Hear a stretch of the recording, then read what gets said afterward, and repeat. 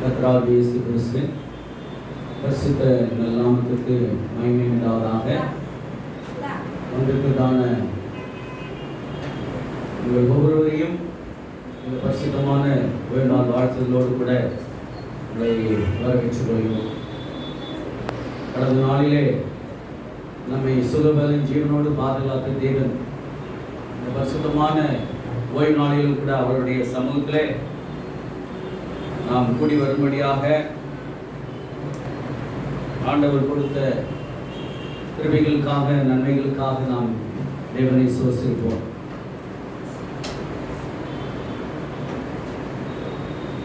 இந்த வேளையிலும் கூட செபித்துவிட்டு இந்த செய்திக்குள்ளாக நாம் கடந்து செல்வோம். இந்த நேசபல் அன்பின் காப்பனே, இந்த பரிசுத்தமான வேளையிலும் கூட ஆண்டவரே, நீ செய்த நன்மைகளை நாங்கள் நினைத்து ஆண்டவரே, கடந்த நாட்களெல்லாம் எப்படியெல்லாம் நீர் எங்களை பாதுகாத்து பராமரித்து போஷித்து எங்களுக்கு எந்தவித நெருக்கடியும் வந்த போதிலும் கூட சுவாமி எங்களை தப்புவித்து இந்த பரிசுத்த ஓய்வு நாளிலும் கூட ஆண்டவரே, உம்முடைய சமூகத்தில் நாங்கள் நன்றி சொல்ல வந்திருக்கிறோம். அப்பா, நீரே சிருஷ்டிகர்த்தர் என்பதற்கு அடையாளமாக இந்த பரிசுத்த ஓய்வு நாள் இருக்கிறது என்பதையும் நாங்கள் விசுவாசிக்கிறோம். அப்பா ஆண்டவரே, இது சபை கூடுதல் நாள். இந்த சபை கூடுதல் நாளை விட்டுவிடக்கூடாது என்று ஆண்டவரை நாங்கள் வேதத்தில் பார்த்திருக்கிறோம். அப்படியாக சபை கூடி வந்திருக்கிறதான ஒவ்வொரு பிள்ளைகளையும் குடும்பமாக பேர் பேராக நீங்கள் ஆசீர்வதிக்கும்படியாக செபிக்கிறோம். இந்த நாளிலும் கூட ஆண்டவரே, அடியன் கொடுக்கக்கூடிய செய்தியிலும் கூட இந்த பிரசன்னம், தேவனுடைய வழிநடத்துதல், பரிசுத்த ஆவியின் வல்லமை அடியவனோடு கூட இருக்கும்படியாக செபிக்கிறோம். கேட்கிறவர்களுக்கு பிரயோஜனமுள்ள செய்தியாக இருக்கும்படியாகவும் பரிசுத்த ஆவியானவர் அடியனுடைய இருதயத்தில் நீங்கள் மெல்லிய சத்தத்தோடு நீங்கள் பேசும்படியாக செபிக்கிறோம். நாங்கள் கேட்கிறோம். அப்பா, புதிய மகிமையெல்லாம் உங்களுக்கு ஒருவருக்கே இருக்கிறோம். இயேசுவின் நாமத்தில் செபிக்கிறேன் பிதாவே, ஆமென். இன்றைய நாள் தலைப்பு புடமிடுதல். புடமிடுதல் சிகிச்சை அப்படின்ற தலைப்பில் நம்ம பார்க்கிறோம். புடமிடுதல் என்றால் என்ன? உங்களை கேள்வி கேட்கிறோம். புடமிடுதல் என்றால் என்ன? சோதனை. பொதுவாக எந்த பொருளை புடமிடுவாங்க? பொன்னை புடமிடுவாங்க, வெள்ளியை புடமிடுவாங்க, இரும்பு, வெள்ளி, வெண்கலம், ஆமா ஆமா மருந்துகளையும் புடமிடுவார்கள் என்று சொல்லப்பட்டிருக்கிறது. பொதுவாக ஒரு உலோகத்தை, ஒரு உலோகம், அது இரும்பாக இருந்தாலும் வெள்ளியாக இருந்தாலும் வெண்கலமாக இருந்தாலும் செம்பாக இருந்தாலும் பித்தளையாக இருந்தாலும் அலுமினியமாக இருந்தாலும் அதனுடைய உருகு நிலைக்கு கொண்டு வந்து ஏதாவது ஒரு பாத்திரமாக உருவாக்கணும். ஒரு ஷீட்டோ ஏதாவது ஒன்று தயார் பண்ணுவாங்க. அது உருகும்போது, ஒரு பொருளை, ஒரு இரும்பை உருக்கும்போது நம்ம அதில் நல்ல இரும்பு தான் போடுவோம். ஆனால் அதில் இருக்கிற சில அழுக்குகள் எல்லாம் அதோட ஒட்டாது. அந்த அழுக்கு மேலே வந்துடும். அப்போது அந்த அழுக்கெல்லாம் ஒரு கரண்டியை வச்சு தள்ளிட்டு சுத்த இரும்பையோ இல்லை சுத்த வெள்ளியையோ அந்த வார்ப்பிலே வார்த்த பிறகுதான் அது சுத்தமான பொருளாக மாறும் என்பதை நாம் அறிந்து கொண்டிருக்கிறோம். அதே போல ஒரு குயவன் ஒரு களிமண்ணாலே ஒரு பாத்திரத்தை உருவாக்குறான். அது கனமான பாத்திரமோ கனவீன பாத்திரமோ ஏதோ ஒரு பாத்திரத்தை உருவாக்குறான். உருவாக்கிட்ட பிறகு அந்த பொருள் தண்ணியில கரையாத இருக்கிறது என்ன பண்ணும்? சுடணும். அதை புடமிடணும். புடமிட்டாதான் அந்த பொருளுடைய தன்மை என்ன என்று புரியும். ஒருவேளை அந்த களிமண்ணால அந்த பாத்திரம் சரியான களிமண் இல்லைன்னு வச்சுக்கோ, அந்த பாத்திரம் வெடிச்சு, அப்போ அந்த பாத்திரம் எதுக்கும் பிரயோஜனம் இல்லாத பொருளாக மாறிடும். அதனால்தான் ஒரு பொய்வன் ஒரு களிமண்ணை அதுக்கு எந்த களிமண்ணை போட்டு அதை பிசைஞ்சி எந்த பாத்திரத்தை செய்தால் அந்த சுடும்போது அந்த பாத்திரம் ஒழுங்கான நிலைக்கு வரும் என்பதை தெரிந்து அதை செய்வான். புடமிடுதல் என்றால் சுத்திகரிப்பு, சோதனை. இது இந்த நிலையில தான் நாம பார்க்கிறோம். சங்கீதக்காரர் அருமையாக நம்முடைய சங்கீதத்துல 26வது சங்கீதத்துல 8வது வசனத்துல அழகாக அந்த தாவீது ராஜா அதை பயன்படுத்தி இருக்கிறதாக நாம பார்க்கிறோம். கர்த்தாவே, உமது ஆலயமாகிய வாசஸ்தலத்தையும் உமது மகிமை தங்கியிருக்கும் ஸ்தலத்தையும் வாஞ்சிக்கிறேன். சங்கீதம் 26:2. கர்த்தாவே, என்னை பரீட்சித்து என்னை சோதித்து பாரும். என் உள்ளத்தின் நீங்களையும் என் இருதயத்தையும் புடமிட்டு பாரும். சங்கீதக்காரர் அருமையாக சொல்லியிருக்கிறார். ஆண்டவரே, இதுவரைக்கும் என்னை நீங்க பாதுகாத்திருங்க, இதுவரைக்கும் என்னை வழிநடத்தி இருக்கிறீங்க. அப்படிப்பட்ட தேவன் என்னை என்ன பண்ணணுமா? புடமிட்டு பாரும், பரீட்சித்து பாரும். புடமிடுதல் சொன்னால் சோதனை கொடுக்கிறது. ஆண்டவரே, நீங்க என்னை சோதிங்க, என்னுடைய உள்ளத்தின் ஆழங்கள் எல்லாம் நீங்க சோதித்து பாருங்க, என் இருதயத்தை புடமிட்டு பாருங்க அப்படின்னு சொல்லி இருக்கிறார். சோதிக்கிறவர் யார்? கர்த்தர் சோதிக்கிறாரா? கர்த்தர் சோதிக்கிறவர் கிடையாது. சோதனைக்கு அனுமதி கொடுப்பார். பிசாசானவனுக்கு சோதிக்க அனுமதி கொடுப்பார். கர்த்தர் சோதிக்கிறவர் அல்ல. ஆனால் இங்கே சங்கீதக்காரர் சொல்லியிருக்கிறார், கர்த்தாவே, என்னை பரீட்சித்து என்னை சோதித்து பாரும், என்னுடைய உள்ளந்தரையங்களையும் இருதயத்தையும் புடமிட்டு பாரும் என்று அவர் அழகாக சொல்லியிருக்கிறார். அப்போ என்னை நீங்க புடமிட்டீர்கள் என்று சொன்னால் நான் சுத்தமாக இருப்பேன், என்னுடைய இருதயம் சுத்தமாக இருக்கும். ஒருவேளை என்னுடைய இருதயமானது பல பாவங்களினாலே, என்னுடைய உள்ளமானது பல கேடுள்ள காரியங்களை சிந்திக்கிறதுனாலே கெட்டு போயிருக்கிற என்னுடைய இருதயத்தை நீங்க புடமிட்டு பாருங்க. அப்போ புடமிட்டு பார்த்தால் நான் எப்படி இருக்கிறேன் என்பதை உமக்கு மாத்திரம்தான் தெரியும் என்று சங்கீதக்காரர் இங்கு அழகாக நம்முடைய சங்கீதத்திலே சொல்லி இருக்கிறதாக நாம பார்க்கிறோம். ஒரு சிட்டுக்குருவியும் ஒரு எறும்பும் ரெண்டு பேரும் பேசினாங்க. ரெண்டு பேரும் பேசிட்டு இந்த சிட்டுக்குருவி ஒரு பெரிய மலை உச்சியை காமிக்குது. இப்போ காண்பிக்கும் போது இந்த மலை உச்சியில யார் முதலாவது ஏறுவது என்று எறும்பிடத்தில் சொன்னது. உன்னால் ஏற முடியுமா? உன்னால் அந்த மலை உச்சிக்கு உன்னால் வர முடியுமா அப்படின்னு இந்த சிட்டுக்குருவியானது அந்த எறும்பிடத்துல கேட்டது. உடனே அந்த எறும்பு என்ன சொல்லிச்சான், சரி என்னால முடியும் அப்படின்னு சொன்ன உடனே இந்த சிட்டுக்குருவி எவ்வளவு நேரத்தில் பார்க்கிறோம்? கொஞ்ச நேரத்தில் அது பறந்து போயிடும்.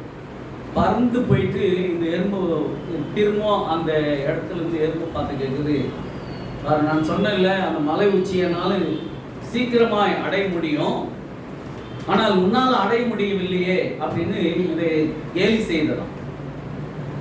இப்போ இந்த எறும்பு சொன்னதான், என்னால் எப்படியாவது அந்த மலை உச்சியை என்னால எட்ட முடியும் அப்படின்னு சொல்லி நீ கொஞ்ச நாள் கழிச்சு அந்த மலை உச்சியை போய் அந்த எறும்பு அடைஞ்சிச்சான். அப்போ இந்த சிட்டுக்குருவி சொல்லிட்டான், சத்யா, நான் அதாவது நீ இந்த மலை உச்சி அடைவதற்கு அநேக நாட்கள் நீ கடந்து வந்திருக்கிற, ஆனால் நான் இந்த மலை உச்சி அடைவதற்கு கொஞ்சம் நேரம் தான் எனக்கு தேவைப்பட்டது அப்படின்னு எறும்பிடத்துல இந்த சிட்டுக்குருவி சொல்லிச்சான். அப்போ அந்த எறும்பு சொல்லிச்சான், உனக்கு சிறகு இருக்கிறது, ஆகாயத்துல உனக்கு எந்தவித தடைகள் இல்லை, நீ போகிற இடத்துல நீ சரியான முறையில நீ நேர்த்தியாக அந்த இடத்தை நீ அடையலாம். ஆனால் நான் கடந்து வந்த பாதைகள் எல்லாம் ஆமா கரடு முரடானது, சில இடத்துல தண்ணீர் இருக்கும், சில இடத்துல மேடு இருக்கும், சில இடத்துல பள்ளம் இருக்கும். இதையெல்லாம் கடந்து வந்துதான் அந்த மலை உச்சியில அடைந்திருக்கிறேன் அப்படின்னு சொல்லலாம். இப்போ சொல்லிச்சான், நீ அந்த மலை உச்சி அடைக்கிறது கொஞ்ச நேரம் எடுத்துட்ட, எவ்வளவு நேரம் கடந்து வந்தோம் என்பது ஒரு பெரிய இல்லை. அந்த பிரச்சனைகளுக்கெல்லாம் ஒரு முடிவு கட்டி அந்த இடத்துல சேர்ந்ததுதான் மிக பெரிய வெற்றி அப்படின்னு அந்த எறும்பு சொன்னதாம். சொன்னால் இந்த உடம்பிடுதல் என்று சொன்னால் நாம் சுத்திகரிக்கப்பட வேண்டும், நம்முடைய இருதயம் சுத்திகரிக்கப்பட வேண்டும். சொன்னவனாக என்னுடைய உள்ளந்தெரியங்களில் என் இருதயத்தையும் புடமிட்டு பாரும் என்று சங்கீதக்காரர் சொல்லி இருக்கிறதாக நாம் வேதத்தில் பார்க்கிறோம். அப்படின்னு சொன்னால் நம்முடைய இருதயத்தை ஆண்டவருக்கு ஒப்பு கொடுப்போம், அவர் புடமிடட்டும். அவர் புடமிட்டு என்னுடைய இருதயம் எப்படிப்பட்ட இருதயமாக இருக்கிறது, ஆண்டவருக்கு ஏற்ற இருதயமாக இருக்கிறதா, என்னுடைய உள்ளம் ஆண்டவருக்கு பிரியமான உள்ளமாக இருக்கிறதா என்பதை சோதித்து அறியும்படியாக இங்கே இந்த புடமிடுதலை பற்றி நாம் பார்க்கிறோம். 1 பேதுரு 1ஆம் அதிகாரம் 7வது வசனத்தை எடுத்தவர்கள் வாசிங்க. 1 பேதுரு 1ஆம் அதிகாரம் 7வது வசனம். அழிந்து போகிற பொன் அக்கினியினாலே சோதிக்கப்படும், அதை பார்க்கிறோம் அதிக விலையேற பெற்றதாக இருக்கிற உங்கள் விசுவாசம் சோதிக்கப்பட்டு இயேசு கிறிஸ்து வெளிப்படும் பொழுது உங்களுக்கு புகழ்ச்சியும் கனமும் மகிமையும் உண்டாக காணப்படும். ஒரு அழிந்து போகிற ஒரு பொன் எதனாலே சோதிக்கப்படுகிறது என்று சொன்னால் அக்கினியினாலே சோதிக்கப்படும். நம்மெல்லாம் காதல மாட்டி இருக்கிறதுல ஏதோ இதை செய்து நம்ம கையில் கொடுத்துறோம். அதை செய்வதற்கு அவன் தகடா அடிக்கணும், கம்பியா நீட்டணும், அதுக்கப்புறமா அவன் என்ன பண்ணணும், அதை பற்ற வைக்கணும், அதுக்கப்புறமா அவன் பப் பண்ணி நல்ல பலன்னு கொடுக்கணும். அந்த பொன் உருவாக்குறதுக்கு எவ்வளவோ சோதனைகள் இருக்கிறது. ஒரு பொன்னானது உருவாவதற்கு அக்னி சோதனை மிகவும் அவசியமாக இருக்கிறது. அதே போல உங்களுடைய விசுவாசமாக இருக்கிற விசுவாசமானது அதிக விலையேற பெற்றது. விசுவாசம் என்பது அதிக விலையேற பெற்றது. அந்த விசுவாசம் சோதிக்கப்படும் போது நாம் எப்படிப்பட்டவர்களாக இருக்கிறோம் என்பதுதான் இங்கே சொல்லப்பட்டு இருக்கிறது. இப்போ விசுவாசத்திலே நாம் சோதிக்கப்பட்டு இந்த சோதனையை வென்று உறுதியோடு நாம் இருந்தோம் என்று சொன்னால் இயேசு கிறிஸ்துவானவர் அவர் வெளிப்படும் போது என்ன கிடைக்குமா? உங்களுக்கு புகழ்ச்சி கிடைக்கும், ஒரு சந்தோஷம் அவரிடத்திலிருந்து உங்களுக்கு கிடைக்கும் என்று பவுலானவர் இங்கே சொல்லி இருக்கிறார். அப்படின்னு சொன்னால் நம்முடைய விசுவாசம் எப்படிப்பட்டதாக இருக்கிறது? நம்முடைய விசுவாசம் ஆண்டவரை சார்ந்து இருக்கிறதா? நம்முடைய விசுவாசம் மற்ற ஏதாவது சார்ந்து இருக்கிறதா? இப்போ சோதனை என்ன, துன்பங்கள், கஷ்டங்கள், வேதனைகள், வியாக்குலங்கள் எல்லாம் வரும். எப்பேற்பட்ட சோதனையாக இருந்தாலும் இந்த சோதனையிலிருந்து நாம் ஜெயிக்கிறவர்களாக நாம் நம்முடைய வாழ்க்கை உறுதியான பயணத்தோடு நாம் கடந்து வர முடியும் என்று நாம் பார்க்கிறோம். நீங்க சொன்னால் அந்த சோதனைகள் எல்லாம் சகித்தீர்கள் என்று சொன்னால் ஆண்டவர் தம்முடைய 2ஆம் வருகையிலே உங்களை புகழ்ச்சியாக உங்களுக்கு கனமும் உண்டாக்க அவர் சித்தமாய் இருக்கிறார். ஆபிரகாம் ஆண்டவர் புடமிட்டாரா? ஆபிரகாமை புடமிட்டாரா? எப்படி புடமிட்டாரு? எப்படி ஆபிரகாமை புடமிட்டாரு? ஆமா, அந்த ஆதியாகமம் 22ஆம் அதிகாரத்தை நீங்க பார்த்தீங்கன்னா அங்க சொல்றாரு, ஆபிரகாமுக்கு வயது சென்று ஒரு குழந்தை, 100 வயசுல ஒரு குழந்தை பிறந்ததுன்னா அந்த குழந்தைய ஆண்டவர் கேட்கணும்னா யாருன்னா விட்டுருவோமா, கொடுத்துருவோமா? இல்ல இல்ல, வேற யாராவது கேள்வி. ஆண்டவர்கிட்ட நான் காணிக்க எவ்வளவு வேணாலும் கொடுக்குறேன், நான் எனக்கு வயது சென்ற பிறகு குழந்தை பிறந்திருக்கிறது, அந்த குழந்தையே கேட்கிறிய சாமி அப்படின்னு ஆபிரகாம் ஒருபோதும் ஆண்டவரிடத்துல சொல்லவில்லை. அப்போ அவர் விசுவாசம் அங்கே சோதிக்கப்படுகிறதாக இங்கே நாம பார்க்கிறோம். ஆதியாகமம் 22ஆம் அதிகாரம் எடுங்க. ஆதியாகமம் 22ஆம் அதிகாரம் 1வது வசனத்தை வாசிங்க. இந்த காரியங்கள் நடந்த பின்பு தேவன் ஆபிரகாமை சோதித்தார். எப்படியெனில் அவர் அவனை நோக்கி ஆபிரகாமே என்றார். அவன் இதோ அடியேன் என்றான். அப்பொழுது அவர், உன் புத்திரனும் உன் ஏகசுதனும் உன் நேசகுமாரனுமாகிய ஈசாக்கை நீ இப்பொழுது அழைத்துக் கொண்டு மோரியா தேசத்துக்கு போய் அங்கே நான் உனக்கு குறிக்கும் மலைகள் ஒன்றின் மேல் அவனை தகனபடியாக பலியிட்டிருக்கிறார். அப்போ இங்கே சொல்றாரு, இப்போ ஆபிரகாமுடைய விசுவாசம் சோதிக்கப்படுதான். எப்படி ஒரு பொன்னானது அக்கினியினாலே சோதிக்கப்படுகிறதோ அப்படியாக இங்க ஆபிரகாமுடைய விசுவாசம் அங்க சோதிக்கப்படுகிறது.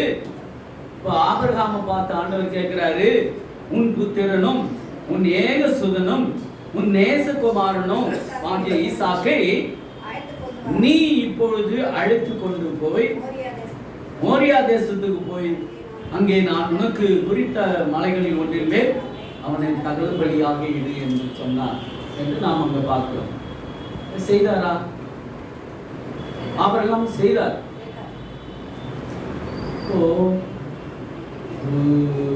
இங்கே ஈசாக்கு ஒரு வாலிப வயதாக இருந்தார். ஈசாக்கு ஒரு வாலிப வயது. உங்க அப்பா வயது சென்றவர். அந்த ஈசாக்கை கூட்டிட்டு நம்ம போயிட்டு பலியிடலாம் அப்படின்னு சொல்லும்போது ஈசாக்குக்கு புரியல.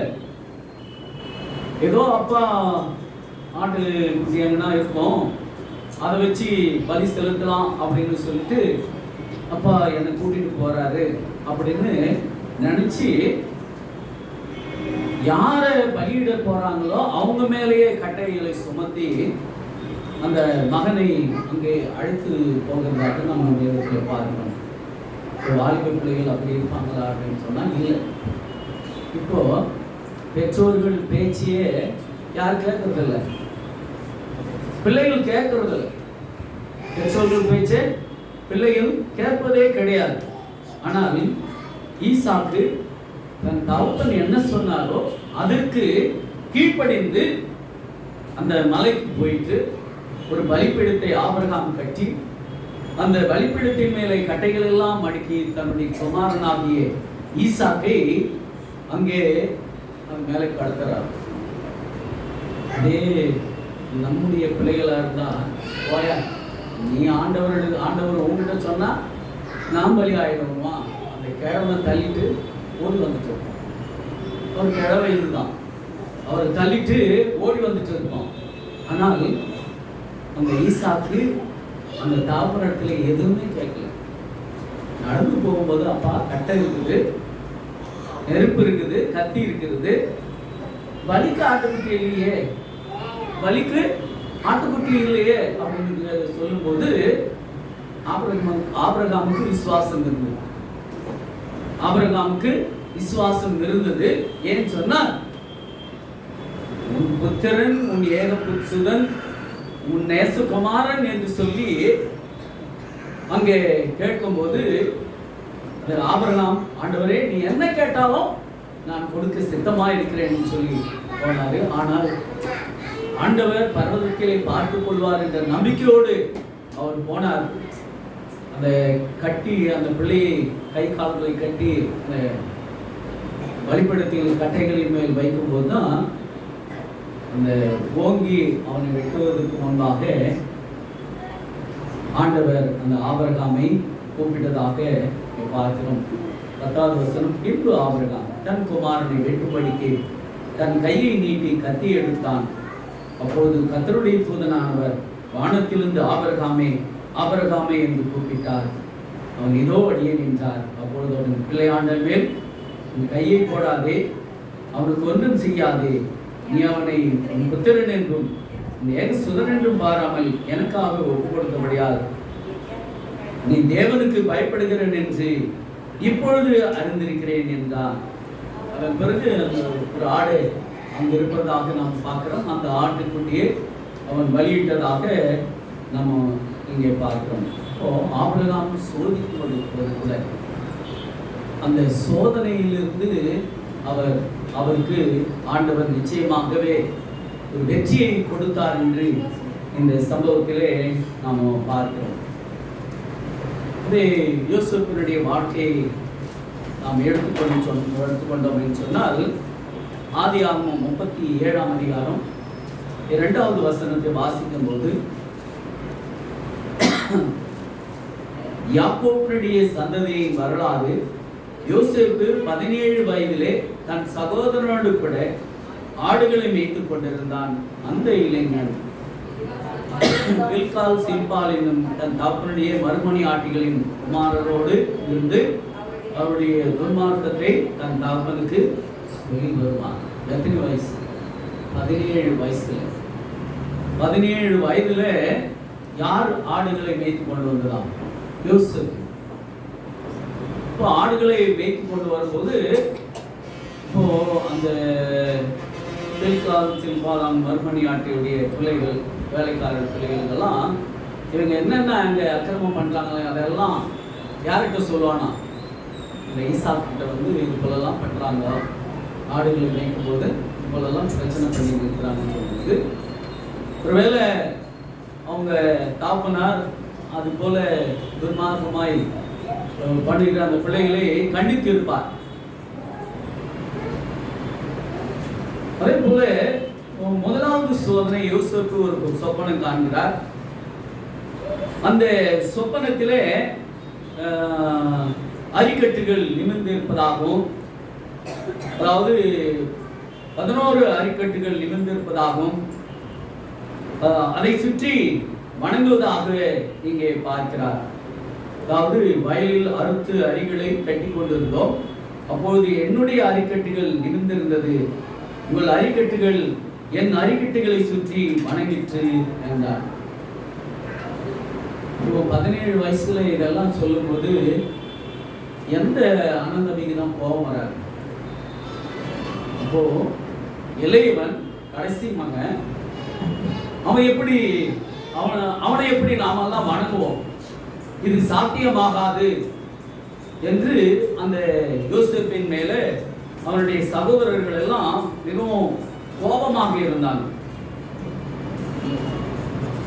அதன் பிறகு இன்னொரு 12 11 நட்சத்திரங்களும் என்னை சுற்றி குனிந்து வணங்கினது என்று இன்னொரு சொப்பனத்தை சொல்றாங்க.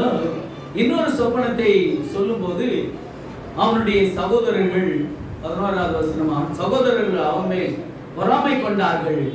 அவன் தாப்பனும் அவன் சொப்பனத்தை மனத்திலே வைத்துக் கொண்டிருந்தான். எத்தனை வயசு? 17 வயசு. ஒரு வாலிப பிரயாத்தில் இருக்கிற அந்த மகனுக்கு பெரிய சோதனை ஒன்று வந்தது. ஏன்னு சொன்னால், இந்த ஈசாக்குக்கு முதிர் வயதிலே பிறந்த மகன் தான் இந்த யோசேப்பு. முதிர் வயதிலே பிறந்ததுனால அந்த மகன் மேல மிகவும் அதிக அன்பு வச்சிருந்தாங்க. எல்லா பிள்ளைகளையும் ஒரு மாதிரியாக கவனிக்கிறது, இவருக்கு மாத்திரம் பல அங்கேயே கொடுத்து அவன் மிகவும் அன்பாய் நேசித்தான் என்று நம்ம பார்க்கிறோம். இப்போ யோசேப்புக்கு ஒரு சோதனை வருது.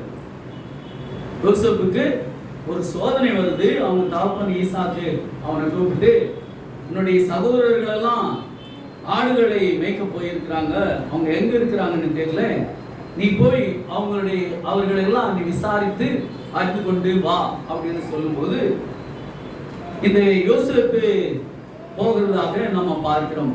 37:24 அதை வாசிக்கிறோம்.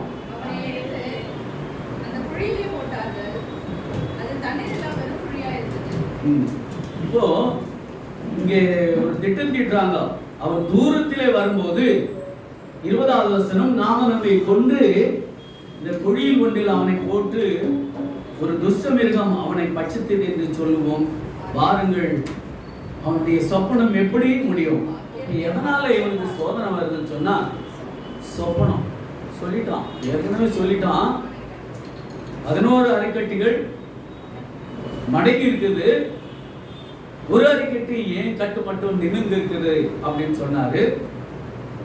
11 நட்சத்திரங்கள் என்னை சுற்றி இருக்கிறது அப்படின்னு சொன்ன அந்த ஒரு தரிசனத்துக்காக இவங்க சகோதரர்கள்லாம் இவனை எப்படியாவது கொன்று போட வேண்டும் என்று திட்டம் தீடுகிறார்கள். அவங்க தொலைவிலே வரும்போது அது யோசேப்பு தான் என்று அறிந்தபோது அவனை கொல்வதற்காக ஒரு திட்டம் தீர்த்தாங்க. இதை ரூபன் பார்க்கிறார். என்னடா இது, யோசேப்பை கொண்டு போயிடுவாங்க போகுது, அதை நம்ம எப்படியாவது தடுக்கணும் அப்படின்னு சொல்லி இவர் ஒரு திட்டம் போறாரு.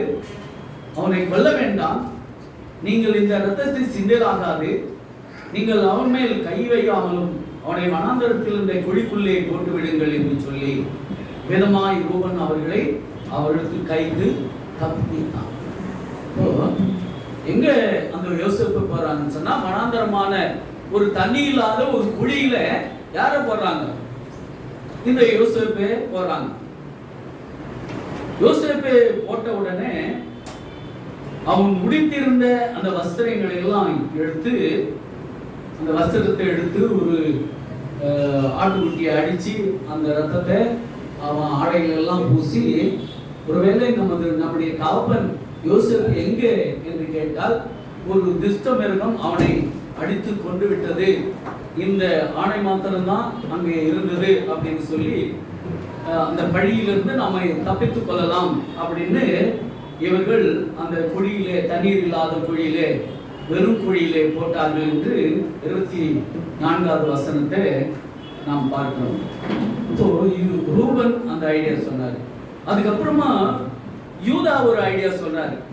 இல்ல அந்த குழியில அவனை போட்டு விட வேண்டாம்,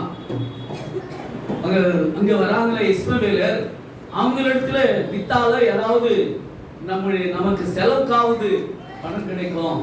இவங்க எங்க போயிடுவாங்க, இந்த இஸ்மவேலர் ஏதாவது வியாபாரத்துக்காக எங்க ஏதாவது ஒரு நாட்டில் இவனை வித்து போடுவாங்க. ஏன்னு சொன்னா இவன் 17 வயசு வாலிபன். இப்போ வாலிப பிள்ளையா இருந்தா எந்த இடத்துல போனாலும் அடிமையா தான் வச்சிருப்பாங்க.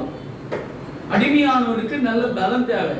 அப்போ இந்த யோசேப்புக்கு நல்ல பலன் இருந்தது, உழைக்கிறதுக்கு பலம் இருந்தது. அப்போ அடிமையானவர்கள் அவனை கொண்டு போனாலும் நல்ல விலைக்கு விற்று அந்த அடிமையானவன் அவனை நல்ல அடிமையாக வைத்து நல்ல வேலை வாங்கிக் கொள்வான் அவன் அப்படின்னு சொல்லி இந்த யூதா அவர்களை தன் சகோதரரை நோக்கி, நாம் நம்முடைய சகோதரனை கொன்று அவன் ரத்தத்தை மறைப்பதனால் லாபம் என்ன, அவனை இந்த இஸ்மவேலருக்கு விற்று போடுவோம், வாருங்கள், நாம் அவர்கள் மேல் கை படாதிருப்பதாக, அவன் நம்முடைய சகோதரன், நம்முடைய மாம்சமாய் இருக்கிறான் என்றார்கள். அவன் சகோதரர் அவன் சொல்லுக்கு இணங்கினார்கள். அப்போ இஸ்மவேல் இடத்துல யார் வித்தாச்சு, இந்த யோசேப்பை வித்துட்டாங்க. இஸ்மவேல் இடத்துல யோசேப்பு வித்த போது அதுக்கப்புறமா எங்க போறாரு அப்படின்னு சொன்னால், யோசேப்பு எகிப்துக்கு கொண்டு போகப்பட்டான் என்று 39ஆம் அதிகாரத்தில் அங்கே எகிப்துல இவனை அந்த வித்து போறாங்க. பார்வோனை பிரதானியும் தலையாரிகளும் அதிபதியுமாகிய போத்திபார் என்னும் எகிப்து தேசத்தில் அவனை அவ்விடத்திற்கு கொண்டு வந்து இஸ்மவேலிடத்துல விலைக்கு வாங்கினார்கள். அந்த எகிப்து ராஜா என்ன பண்ணா, இவன் நல்ல உடல் நல்லா இருக்குது, நல்லா உழைப்பான் அப்படின்னு சொல்லி அந்த இஸ்மவேலிடத்திலிருந்து இந்த எகிப்தியன் ராஜா அவர் தன்னுடைய தேசத்துக்கு, எகிப்து தேசத்துக்கு ஒரு அடிமையாக அவனை வாங்கிக் கொள்வதாக பார்க்கிறோம். அப்போ அங்க வெறும் குழியில போட்டாங்க, அந்த குழியிலிருந்து தூக்கி இஸ்மவேல் இடத்துல விட்டாங்க.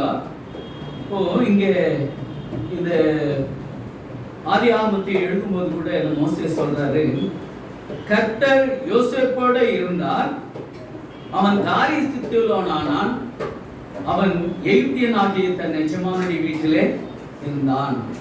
கர்த்தர் அவனோடு கூட இருக்கிறார் என்று, அவன் செய்கிற யாவையும் வாய்ப்பு பண்ணுகிறார் என்று யார் கண்டதான்?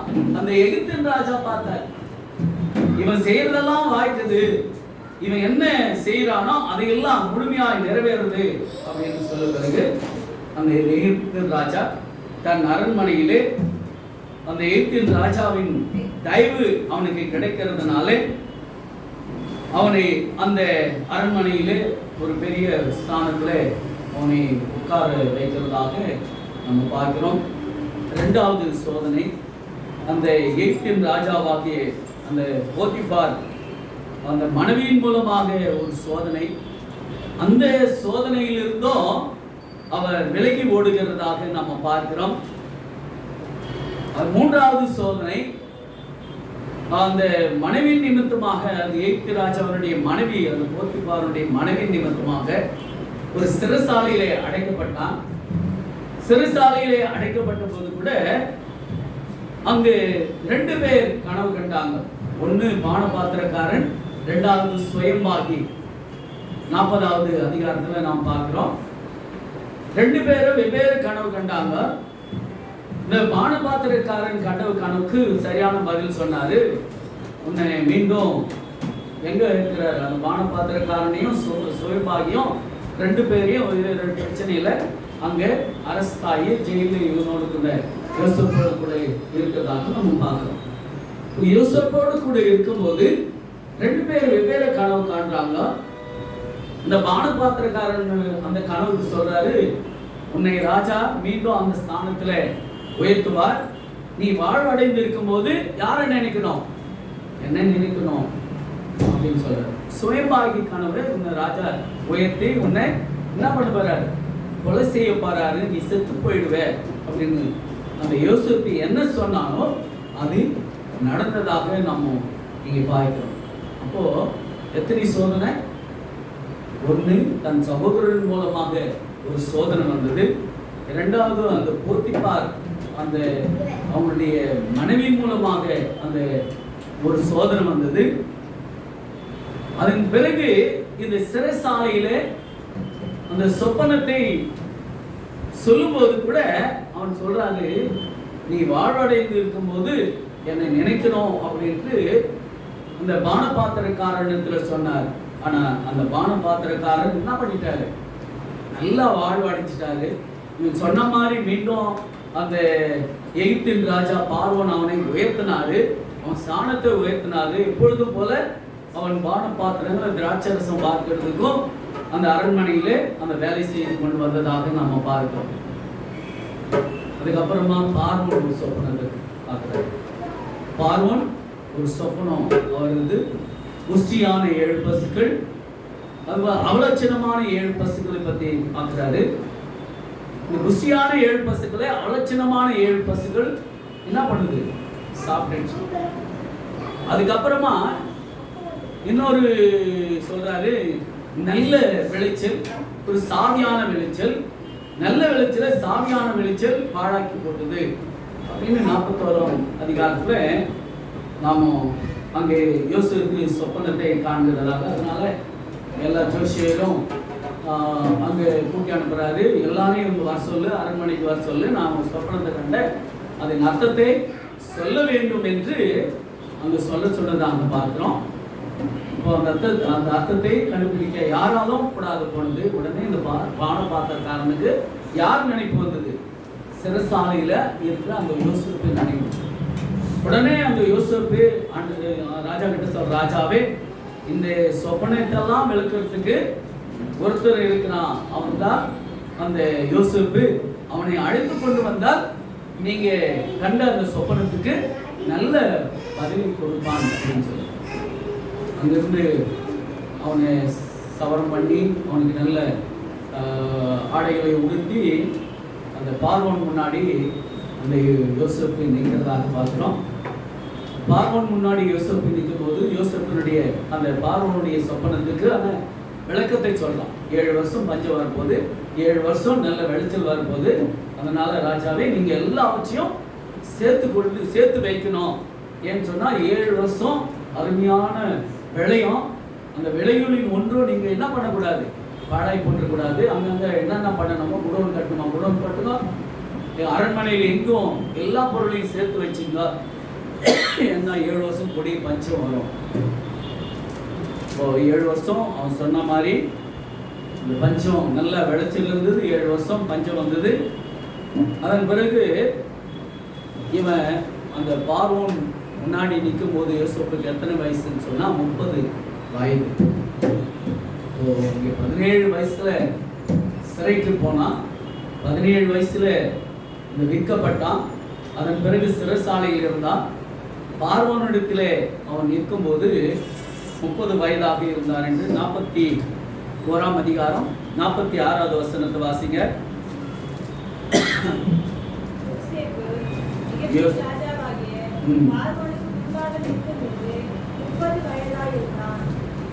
அப்போ 30 வயதாக அவன் வாலிப வயதிலே அவன் போனான். இப்போது மிகவும் நல்ல பரிபூர்ண வயது அடைந்தவனாக அந்த எகிப்து தேசத்தின் ராஜாவுக்கு முன்பாக அந்த யோசேப்பை நிற்பதாக பார்க்கிறோம்.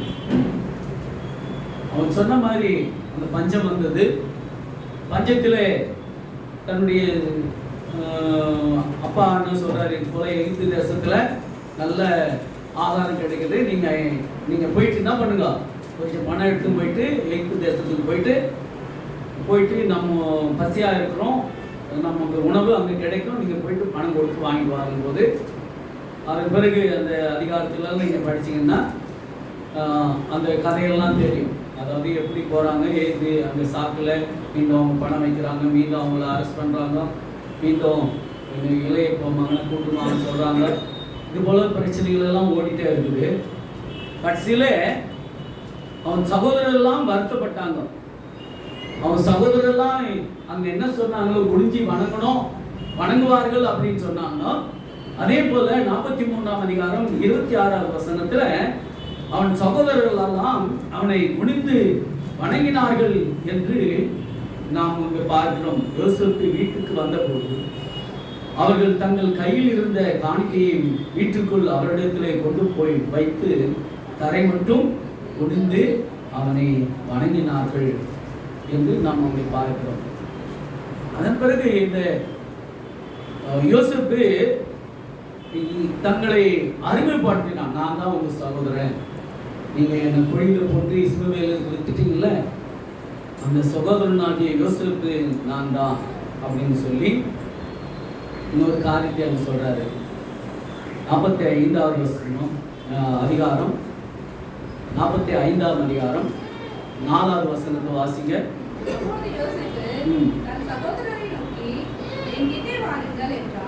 அவர்கள் கிட்டே போனார்கள். அப்பொழுது அவன், நீங்கள் எகிப்துக்கு போகிறவர்களிடத்தில் விற்று போட்ட உங்கள் சகோதரனாகிய யோசேப்பு நான் தான். என்னை இவ்விடத்தில் வரும்படி விற்று போட்டதினால் நீங்கள் சஞ்சலப்பட வேண்டாம், அது உங்களுக்கு விசனமாய் இருக்க வேண்டாம். ஜீவரட்சணை செய்யும்படிக்கு தேவன் என்னை உங்களுக்கு முன்னே அனுப்பினார். இப்போ யோசேப்பு சொல்றாரு, நீங்க என்னை விற்று போட்டதுக்கு எனக்கு வருத்தம் கிடையாது. என்னை நீங்க விற்று போட்டதுனாலதான், இந்த அரண்மனைக்கு வந்ததுனாலதான் உங்களுக்கு தேவையான ஆகாரத்தையும் கொடுக்க என்னால முடிஞ்சது. நான் சொல்றாரு, நீங்க என்னை இவ்விடத்துல விற்று போடுறதுக்காக நீங்க வசனப்பட தேவையில்லை. ஏன்னு சொன்னால் நீங்க சஞ்சலப்பட வேண்டாம், அது உங்களுக்கு விசனமா இருக்க வேண்டாம். ஜீவரட்சணை செய்யும்படி தேவன் உங்களுக்கு முன்னே என்னை அனுப்பினார். என்னை புடமிட்டார், உங்களுக்கு எல்லாம் போஷிக்க வேண்டும் என்பதற்காக என்னை ஆயத்தப்படுத்தி அந்த குழியில போட்டு, அதுக்கு பிறகு எகிப்தியர்கிட்ட விட்டு, அதுக்கு பிறகு இந்த அரண்மனையிலே நான் கொண்டு வரப்பட்டேன். உங்களுக்கெல்லாம் ஜீவரட்சணை செய்வதற்காக தான் என்னை ஆண்டவர் புடமிட்டு இங்கு கொண்டு வந்தார் என்று அந்த யோசேப்பினுடைய வாழ்க்கையில நம்ம பார்க்கணும். அப்போ ஆபிரகாமுடைய வாழ்க்கையிலே ஒரு சோதனை, அந்த சோதனையிலிருந்து ஆண்டவர் அவருக்கு ஜெயம் கொடுத்தார். அப்படியே யோசேப்பினுடைய வாழ்க்கையிலே பெரிய சோதனை, அந்த சோதனையிலிருந்தும் அவருக்கு விடுதலை கொடுத்தார் என்று நாம் பார்க்கிறோம். அப்போ இங்கே யோபு என்ன சொல்றாரு, 19:24 என் தேவன், அதாவது 13:15 அவர் என்னை கொன்று போட்டாலும் அவர் மேல் நம்பிக்கையாயிருப்பேன். அப்போ ஆண்டவர் மேல நான் நம்பிக்கையாயிருக்கணும். ஆண்டவர் சோதனை, அதாவது பிசாசின் மூலமாக நமக்கு சோதனை கிடைக்குதுன்னு சொன்னார். இது நாம் ஒத்துக்கணும். இந்த சோதனைகளை ஜெயிக்க நாம் பழகி கொள்ள வேண்டும். சோதனையோடு கூட வேதனையும் ஆண்டவர் கூட்ட மாட்டார். ஏன்னு சொன்னால் இந்த சோதனை நமக்கு எதுக்கு அப்படின்னு சொன்னால் தேவன் நம்ம மேலே வைத்த அந்த அன்பின் நிமித்தமாக சோதனைகளை தேவன் அனுமதிக்கிறார். யோபுடைய வாழ்க்கையில் கூட சோதனை, அந்த சோதனையை தேவன் அனுமதித்தார். ஆனால் அவன் முழு பலம் ஆண்டவர் மேல இருந்ததுனால அந்த சோதனையிலிருந்து அவனால வெல்ல முடிஞ்சது. அப்போ சோதித்து நாம் சோதனையிலிருந்து தப்புவிக்க தேவன் நமக்கு வல்லவராக இருக்கிறார் என்று நாம் பார்க்கிறோம். 2 பேதுரு 2:9 வாசிக்கும் போது தேவ பக்தி உள்ளவர்களை சோதனையிலிருந்து தப்புவிக்கிறவர் என்று நாம் பார்க்கிறோம். தேவன் சோதித்து பார் என்று எதை குறித்து சொல்கிறார் அப்படின்னு சொன்னா, பிசாசு தான் மனிதனை சோதிக்கிறான். ஆனால் தேவன் நம்மை எதை சோதித்து பாருங்கள் சொல்லியிருக்கிறார். எதனால என்னை சோதித்து பாருங்கள் என்று சொல்லியிருக்கிறார். தசமபாக காணிக்கையின் மூலமாக என்னை சோதித்து பாருங்கள் என்று சொல்லியிருக்கிறார். இப்போ நமக்கு சோதனை வருவது நிச்சயம்தான். சோதனை இல்லாத யாருமே கிடையாது. அரண்மனையில் இருந்தாலும், குடிசை வீட்டில் இருந்தாலும், உயர் பதவியில் இருந்தாலும், கூலி வேலை செய்தாலும் எல்லாருக்கும் சோதனை வரும். நாம சோதனையை ஆண்டவர் அனுமதிக்கிறார். ஆனால் இந்த சோதனையை வெல்லக்கூடிய பலனையும் உங்களுக்கு கொடுக்கிறார். நாம் ஒழுங்காக தசமமாக வைத்தால் தேவன் என்னை சோதித்து பாருங்கள் என்று சொல்லியிருக்கிறார். எதனாலே நாம் அவரை சோதித்து பார்க்க வேண்டும்? தசமபாக காணிக்கையின் மூலமாக அவரை சோதித்து பார்க்க வேண்டும் என்று சொல்லியிருக்கிறார். இப்போ இந்த சிக்ஷை எப்படி எல்லாருக்கும் வருகிறது அப்படின்னு சொன்னா, எபிரேயர் 5ஆம் அதிகாரம் 5-6 வசனங்களை வாசிங்க. அந்தபடியே கிறிஸ்துவும் பிரதான ஆசாரியருமாய் இருக்கிறதுக்கு தம்மை தாமே உயர்த்தவில்லை. நீர் என்னுடைய குமாரன், இன்று நான் உன்னை ஜெனிப்பித்தேன் என்று அவரோடே சொன்னவரே அவரை உயர்த்தினார். ஆமா, யாரு உயர்த்தினார் சொன்னா ஆண்டவர் தான் அவரை உயர்த்தினதாக நாம் இங்கே பார்க்கிறோம். நம்மையும் அப்படிப்பட்ட சிகிச்சை வரும்போது கூட, துன்பம் வரும்போது கூட, வேதனை வரும்போது கூட தேவன் நம்மை உயர்த்துவார் என்ற நம்பிக்கையோடு நாம் இருக்க வேண்டும். எந்த சிகிச்சையும் தற்காலிகமானது. எந்த சோதனையும் தற்காலிகமான சோதனை. அந்த சோதனையிலிருந்து நாம் ஆண்டவரோடு கூட நாம் உறுதியாய் நின்றால் 12:5 வாசிங்க. எபிரேயர் 12:5 என் மகனே, கர்த்தருடைய சிக்ஷையை அற்பமாக எண்ணாதே, அவரால் கடிந்து கொள்ளும் போது சோர்ந்து போகாதே. கர்த்தர் எவனுக்கு அன்பு கூறாரோ அவனை அவர் சிட்சித்து தம்மை சேர்த்துக் கொள்கிற எந்த மகனையும் தண்டிக்கிறார் என்று பிள்ளைகளுக்கு சொல்லினது போல உங்களுக்கும் சொல்லுகிற புத்தியை மறக்காதிருங்கள். நீங்கள் சிட்சையை சகிக்கிறவர்களாயிருந்தால் தேவன் உங்கள் புத்திரராக எண்ணி நடத்துகிறார். தகப்பன் சிட்சியாத புத்திரர் உண்டோ? தகப்பன் தண்டியாத பிள்ளைகள் உண்டோ அப்படின்னு சொன்னார். அப்போ ஒரு தகப்பன் எப்படி பிள்ளைகளை தண்டிக்கிறாரோ அப்படிதான் நம் ஒவ்வொருவரையும் தண்டிக்கிறார், சிட்சை கொடுக்கிறார், துன்பம் கொடுக்கிறார், புடமிடுறார். இப்படிப்பட்ட புடமிலிருந்து நாம தப்பித்துக் கொள்ள ஒரே வழி இயேசுதான். அவர் மேல் விசுவாசமாயிருங்க, அவர் மேல் நம்பிக்கையாருங்க. அவர் உங்களை உயர்த்துவார். யோசேப்பை எப்படி உயர்த்தினாரோ அப்படியாக உங்கள் ஒவ்வொருவரையும் தேவன் உயர்த்துவார். இந்த வேளையிலும் கூட இந்த நல்ல ஒரு செய்திக்காக தேவனை ஸ்தோத்திரிக்கிறேன். ஆமென்.